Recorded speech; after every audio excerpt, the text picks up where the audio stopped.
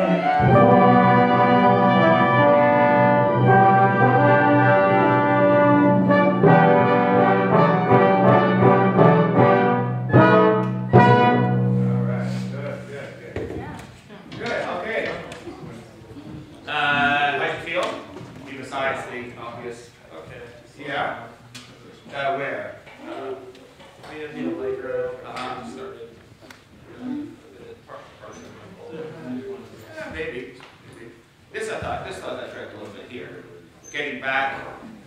The trick is to get back into this tempo. Because here you slow down, which is all lovely. Then here, it should move. Orchestra, any thoughts? Clear, not clear, musical, not musical. Good, everything felt nice. Were you all inspired? I guess that's a yes. All right. All right. Good. The things I liked. Good eye contact. Good eye contact. Did you agree? I thought there was a lot of that. I mean, you can look down sometimes, no problem. But you looked up a lot. I like that's number one. I thought it was very clear too. I thought it was very clear. Few things happened, but it was generally very clear. I also liked in some of the big tutti passages, you sort of opened up a bit, which is nice. You kind of did a little bit of a bigger gesture. Here's the things we can work on a little bit.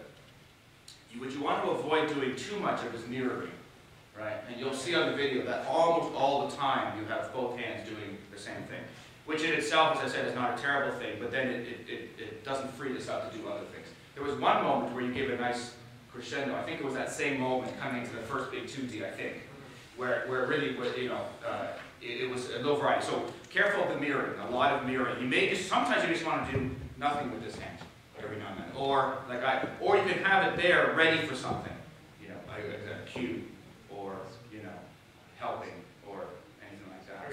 So mirroring is a bit of a thing that we'll work on. And the beginning is nice too. I think even just a little bit more of your posture can be a little, sometimes you're a little hunched over. Now again, that's okay, but at the beginning, and at times that didn't bother me at all, but the beginning, and I know it's strange, you got one person, but we just have to, so maybe a little more, less mirror conducting and maybe a little straighter posture at the beginning, and that will sort of help.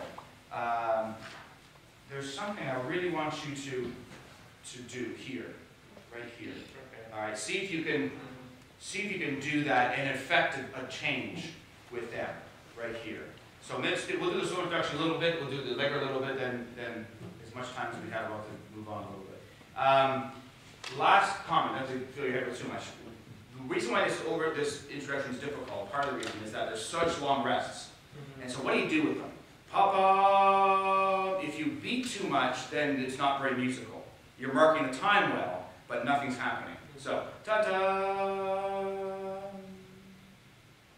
You have to somehow keep the tempo small, but keep the atmosphere there. If you just, ta-da! There's a lot of beat, then the mood is lost. So you have to somehow cut them off, get everybody there, get the audience sort of waiting in anticipation for the next wind entrance. Okay, so don't beat too much during the rest. I think that will solve it first of all. Last thing, I know a lot of stuff, we'll stop. You did what somebody else did last time. Great cue here. And Patrick? Steve. Sorry, Steve? Yeah. Yeah. Steve came in just wonderfully here. So the cue was nice when he was in. Then the cutoff, he did it, but you were already turning the page. So you must stay with him, cut off, and this is a good chance to use our left hands, nice cut off, and then we don't even have to turn until maybe even in here, So, all right, beginning again. So, no mirror conducting. Try just with the one hand. See what that feels like first of all.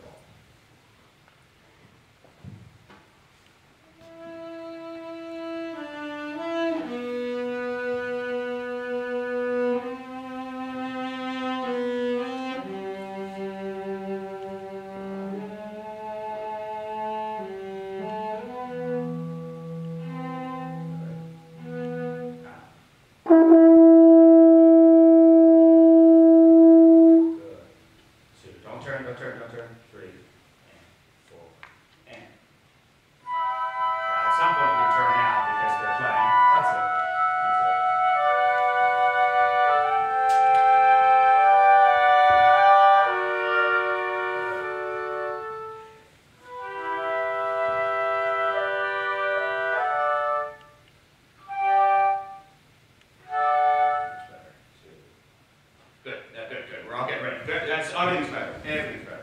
Just to stop you there, because here's another. You did this so nicely.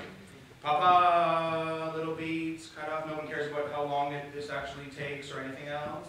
And it was really nice because then everyone's waiting. And then I thought that was perfect. Here's the same thing. That's why I stopped here. Yum, him, pum,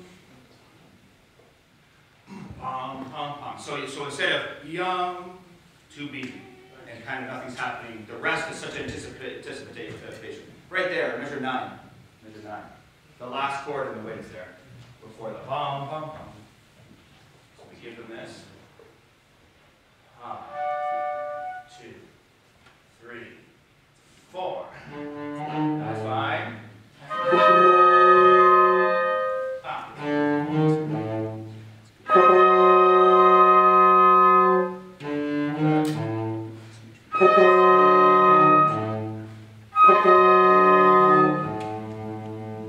Now here, very good. Now here, remember we go into 4, and I would recommend it. Hum, 2, and then I can do ba, ba, ba. This is all better. Let's go right from here. 13th. That's all better. It's all much better. 13.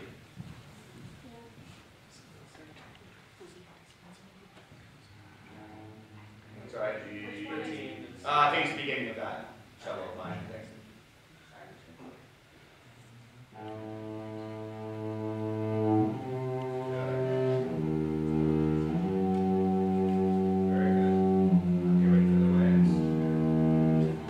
Very good. Now make sure we don't add an extra half beat.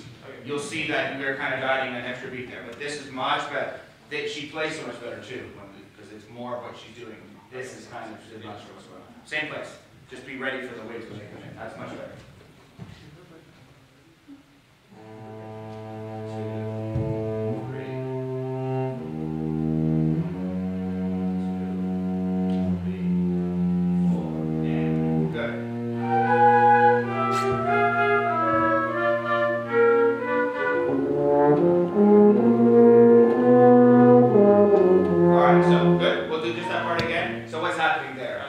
Yeah, they're behind you. And it's not necessarily your fault. Try again, just from the winds.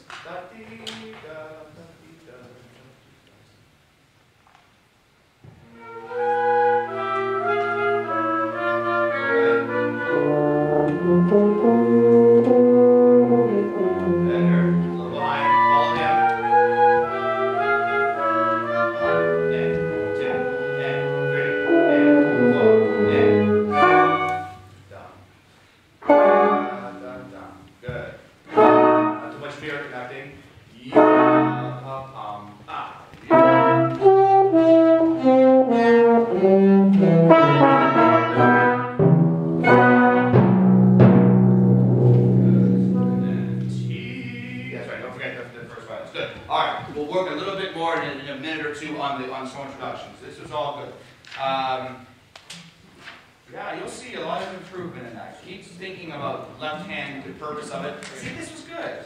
See, that was nice. You see, and they did it too.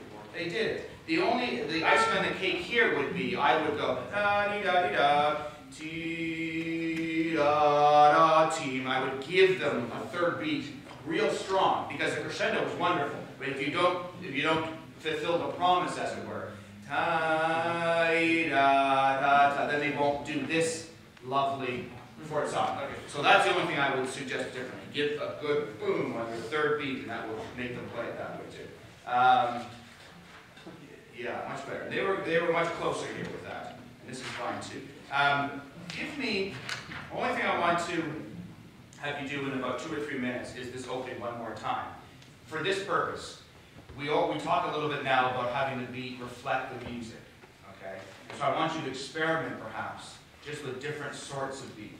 Right now it's this way, which is just fine for certain things. Maybe for ba ba ba ba beep ba, but it's more. It's got a little more of that flow. Try it, just you and Katie for a second at the beginning, and see if you can evoke a different sort of beat for that opening.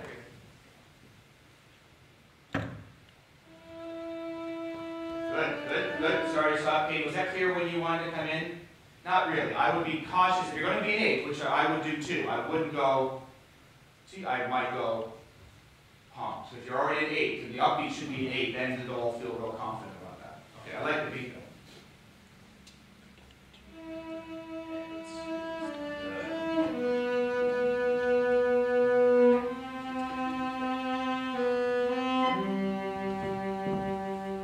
Good. I'm going to show you something. That's good. So try it. We'll do it. So you're doing something like this, which is not bad. So here we go. You have to keep your palms sort of on the ground. You don't necessarily need to turn it this way. Okay. So that's good. Everything's fine. Going perfectly. Now I'll just try. Now you can even try this. Watch. See, there's so little clicking.